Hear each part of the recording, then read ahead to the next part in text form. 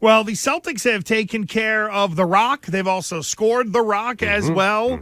And 31 points, I do believe it was, for Jayson Tatum. Jaylen Brown dropped 30. And right now, is Jayson Tatum a top 5 candidate in the MVP race? How far behind is Jaylen Brown? Is it too early to talk about it? I would say, no, it's never too early to talk about it. I would say Jayson Tatum is probably in the top 5, but it's close because there's been so many great starts by great players. It's one of those weird things where all 5 guys that you might consider being in the top 5, like going into this year, might have all gotten better. So Tatum at nights looks like he might be the best player in the NBA, and then you're like, oh yeah, there's Luka Doncic, there's Giannis, there's 5 guys, there's Jokic, there's Curry, Joel Embiid. Like, yeah, there's a bunch of Donovan Mitchell's off to a hot start. So I would say Tatum is in the conversation, and he should be. He was, first team All-NBA last year. He's on pace to do that again this year. Jaylen Brown to me is way further down that list. I think he's looking to make another All-Star team, which I think would still only be his second. I think so, yes. And maybe if things fall into place and if they have one of the best records, maybe down the road, maybe he has a chance for like third team All-NBA. Like that'd be like the best case scenario, I think. But there's so many good players in the league. Even some of these bad teams you see on a night in and night out basis, you're like, oh, they have that guy, they have that guy. Like the league is as talented as it's ever been. But Tatum's right there at the top of the list. I'd probably put him 4th or 5th in the MVP it's voting. interesting that you put him 4th because the updated odds, Giannis overtook Luka recently. So Giannis is plus 275 right now. Luka is plus 300. And then in the plus 800 club, it's John Morant and Jayson Tatum. Oh, yeah, Morant. So I didn't even mention Morant. Like, the league's loaded. Like, there's guys really all is. over the place. So if all those guys stay healthy, it'll be, how can you steal some of those votes? It's being on the number 1 team. That helps. That's an easy tiebreaker. If Milwaukee has more wins than the Celtics, well, Giannis might get a couple more votes than Tatum. Or on it, like some of these primetime games. Or be a freak. You like, well, right. Well, like Jokic. Like when you think of Jokic, it's the numbers are silly. Oh, he's a big man who can rebound and pass the ball. But you're right. Like to the point, it's either best team in the league. I heard Scal mention this, I think, last night on the pregame on Comcast of hey, how does Jayson Tatum sort of crawl up in there? And it's, well, maybe play on the best team in the East. Because arguably, that is what sort of pushed Giannis over the top originally. Oh, 100%. I think that record thing helps when you have so many guys making a great case. Also, for the voters that are out there, if they do include defense at all, that's maybe where Luka Doncic doesn't get, or Curry, like those guys get knocked down a little bit. Not that they're garbage, but it's like Tatum is better. Like Tatum's and Giannis, like those guys also combine the all-NBA defensive aspect to it.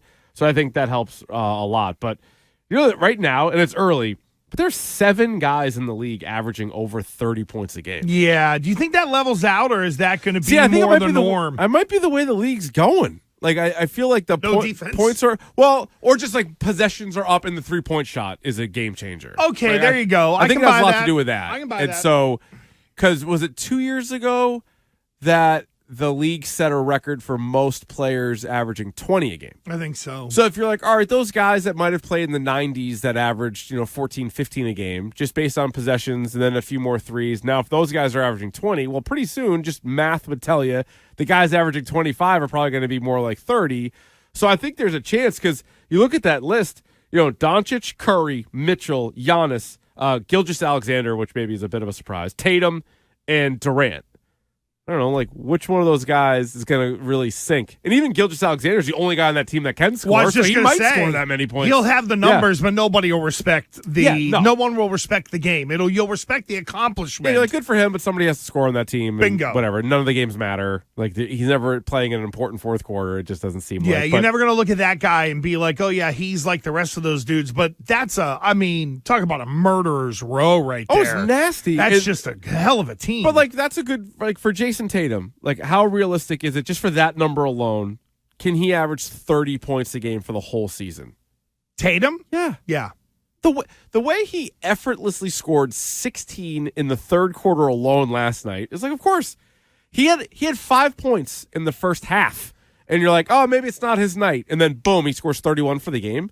So, yeah, I think he can average 30 a game. And don't you think that if it does slide below 30 a game, that it's because the team is better balanced, they're winning, and that people would be able to say, well, Tatum's capable of more, but look at the team that he's playing on. He doesn't have to score 30 a night. Right. No, he doesn't have to. But then again, if the team is, what are they putting up per game? Like they're scoring. I think they were the leading scoring team, I think, going into last night. Were they not 118? Yeah, 118.7 is what they're averaging.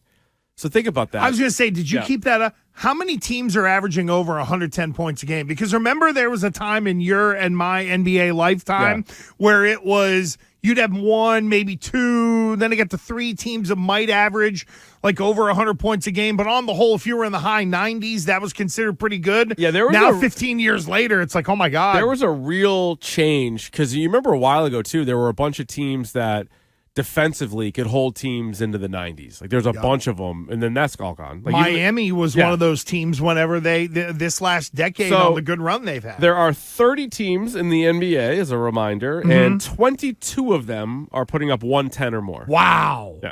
22 at 110. Like over 100, I would have guessed that, but not at 110. And every team, by the way, has played between 10 and 13 games. So we're outside of the fluke it's not like 4 hot games, right? Like, and like again, based on like the league leader in scoring, it's not like the one random guy. You're like, wait, that guy had how many points? And because he had one really nice night, like Sam Hauser at 24 last night.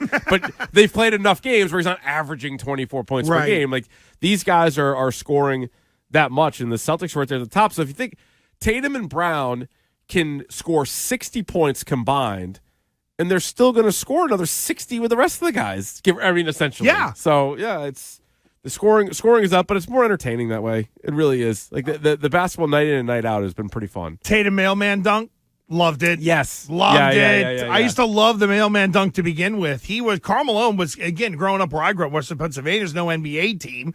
Cleveland's a toilet. Buffalo was already gone. So you went mailman. So I loved Karl Malone. Nice. Well, a larger person playing in the NBA. Dude. Turnaround jump shot, big rebounder. Yep. Fit the bill for me. And speaking of points, that was one of the things that jumped out as a reminder, because we all lived it, but you forgot about it during the last ride, the Bulls documentary. Mm-hmm.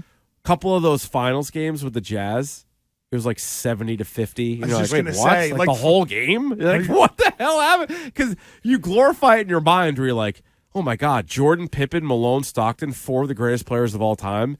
And they like eked past like 60 points. You're like, what are they doing? It was a slow rock fight. It was a slog. They never got out in transition. Like, did they have a shot clock? Like, oh yeah, they had a shot clock. They just didn't make any shots. And then now the defensive rules were a little bit different too. You could be super physical with the point guard. Yeah, you could clothesline someone and get away with it, which you can't now. But oh my God, were some of those games just a grind?